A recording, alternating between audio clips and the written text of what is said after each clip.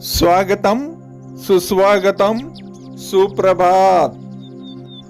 Jagdish social media network में आप सभी का दिल से स्वागत। प्रतिदिन के अनुसार प्रस्तुत करते हैं स्वामी वासुदेवानंद जी सरस्वती इनके अमृतमय वाणी द्वारा विष्णु सहस्त्र नाम प्रवचन, भाग क्रमांक 165। प्रथम नमन आपको। जय गुरुदेव। श्री विष्णु सहस्त्रनाम ज्ञान यज्ञ प्रवचन क्रमांक 165, श्लोक क्रमांक 29 और नाम क्रमांक 49।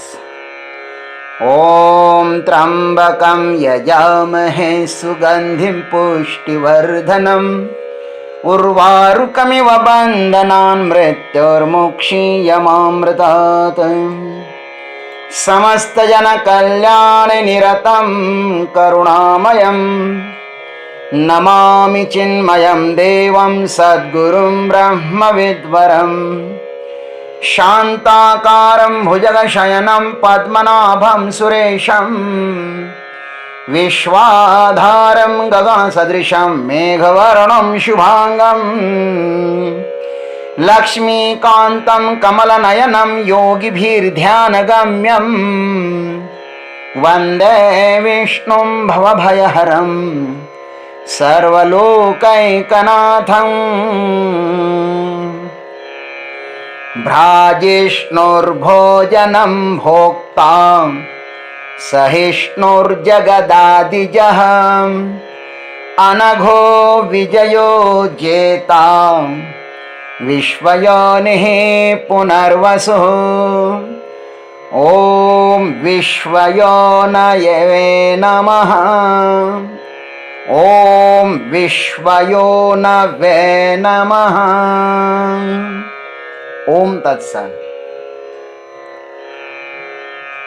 परब्रह्म परमात्मा भगवान अपने गुणों से समस्त विश्व को क्यों जीत लेते हैं, समस्त विश्व के ऊपर क्यों विजय प्राप्त कर लेते हैं, इसके उत्तर में यह कहते हैं कि वह परमात्मा विश्वयोनि है। विश्वयोनि, विश्वयोनि का अर्थ है विश्व और विश्व के कारण रूप। परमात्मा विश्व भी बन गया है और इस विश्व को उसने निर्माण भी किया है। भाष्यकार कहते हैं विश्वम योनिर्यस्य विश्वः च असौ योनिः च इति वा विश्वयोनिः। विश्व उसकी योनि है अथवा विश्व और योनि दोनों वही है, इसलिए उस परमात्मा को विश्वयोनि नाम से कहते हैं। देखिए, परमात्मा को खोजने के दो उपाय हैं। प्रथम उपाय है कार्य से कारण की यात्रा करो, और दूसरा उपाय कारण से कार्य की खोज करो। प्रारंभ कार्य से करो या प्रारंभ कारण से करो, पहुंचना एक ही जगह है। अलंकारों से सुवर्ण की खोज करो या सुवर्ण से अलंकार की खोज करो, बात तो एक ही है।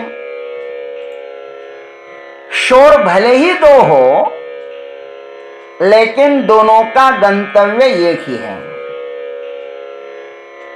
अथवा दृश्यमान शरीर से अदृश्य अंतरात्मा की खोज करो, अथवा अदृश्य अंतरात्मा से इस दृश्य को जानो। यात्रा स्वयं से प्रारंभ करो या दूसरों से अर्थात परमात्मा साक्षात्कार से यात्रा प्रारंभ करो, कोई फर्क नहीं पड़ता।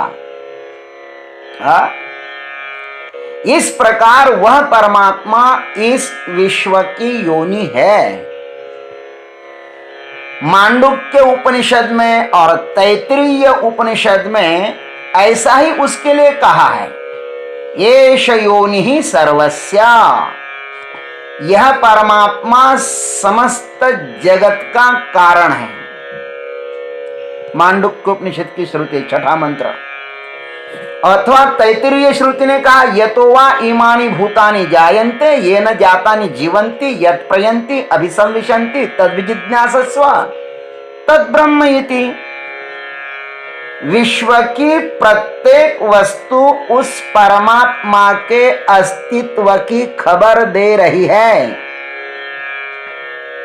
प्रत्येक वस्तु, किसी को भी छुओ, किसी भी लहर को छुओगे तो स्पर्श तो पानी को ही होगा,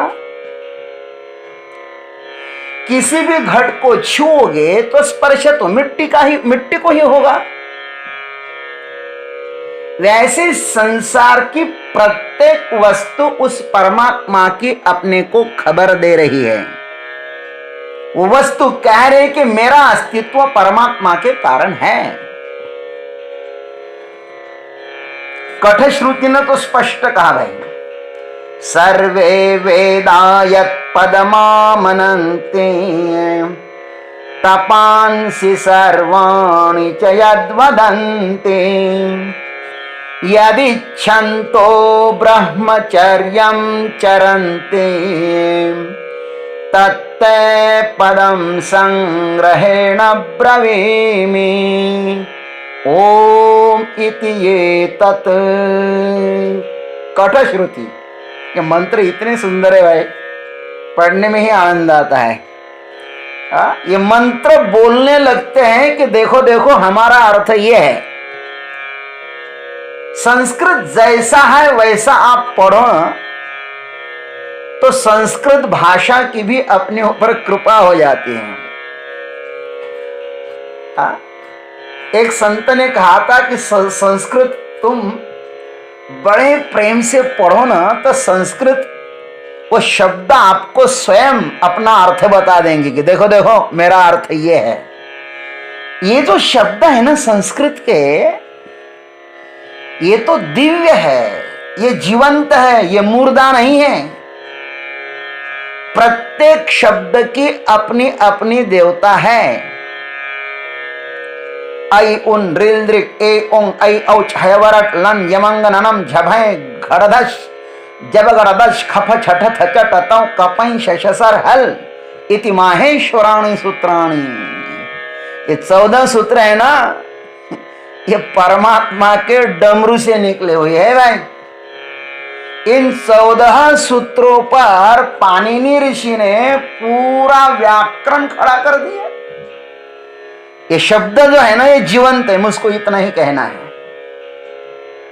यमराज नचिकेता को कहते हैं कि हे नचिकेता, सारे वेद जिस परम पद का बारंबार प्रतिपादन करते हैं और समस्त तप भी जिस पद की प्राप्ति के साधन हैं और जिसकी प्राप्ति की इच्छा से मुमुक्षुजन ब्रह्मचर्य व्रत का आचरण करते हैं, उसी पद को मैं तुम्हें संक्षेप से बतलाता हूं। और वह एक अक्षर पद क्या है? ओंकार। उसको प्रणव कहते हैं। इस नश्वर विश्व को देखने से इसके कारण शाश्वत परमात्मा का दर्शन हो जाता है महाराज। जैसे ये विश्व बहुत ही गतिमान है ना, तो इसका आधार स्तंभ जो है ना वो स्थिर होना चाहिए। देखो ये हमारा पंखा जो है ना बहुत तेज गति से घूम रहा है, किंतु इसके भीतर जो एक ऐसी कील है जो घूमती नहीं है, जो स्थिर है, वो थोड़ी भी डगमगाती नहीं है। वैसे ही यह विश्व गतिमान है, तो इसका आधार जो परमात्मा है ना, वह मात्र कैसा है? स्थिर है। अनादि अनंत काल से जैसा है वैसा ही है, स्थिर है वो। इसलिए उस स्थिर परमात्मा को जानना चाहिए। अथवा कार्य विश्व और कारण परमात्मा, ये दो नहीं है। जैसे मुर्गी और अंडा दो होते हैं क्या? ये नहीं, दिखाई दो देते हैं लेकिन होते हैं एक ही, दोनों एक ही है। अंडा में जो जल है ना, वह मुर्गी का ही अव्यक्त रूप है। समय आने पर यह समूचा संसार उस परमात्मा में विलीन हो जाता है। इसलिए यह विश्व भी वही है और इसका कारण भी वही है। इस यथार्थ को जानने के अनंतर यह जीव अपने नित्य शुद्ध बुद्ध मुक्त स्वरूप में विलीन हो जाता है, समा जाता है। इसलिए आंखें बंद करके यदा कदा अपने स्वरूप का साक्षात्कार करो। लोग कहते ध्यान करने के लिए समय ही नहीं जी। अरे भाई, अलग से समय न निकालो, लेकिन जब तुम सोते हो ना, तो सोते समय आंखें बंद करते वक्त भगवान का चिंतन करो और देखो कि मैं कहां सोने जा रहा हूं। आप हर दिन भगवान की गोदी में सोते हो, लेकिन तो भी आप उसका साक्षात्कार नहीं कर पाते। इससे बड़ा दुर्भाग्य और कौन सा होगा। इसलिए वह विश्व योनि जो है ना, समस्त विचार जिसमें लीन हो जाते हैं, समस्त संसार जिसमें लीन हो जाता है, उस परमात्मा को देख लो। हम कहां सोते हैं, अंत में हम कहां लीन हो जाएंगे।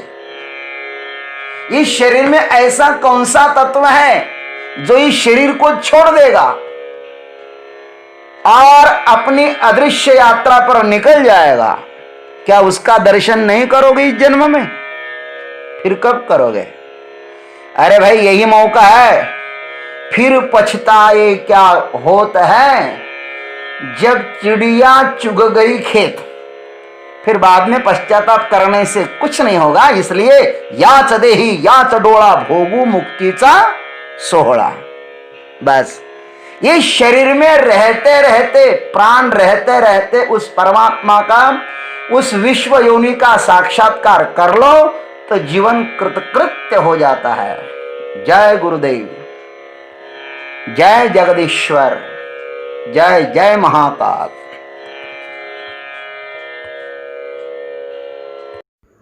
अभी आप सुन रहे थे स्वामी वासुदेवानंद जी सरस्वती, इनके अमृतमय वाणी द्वारा विष्णु सहस्त्र नाम प्रवचन का अगला भाग लेकर कल सुबह फिर उपस्थित होंगे।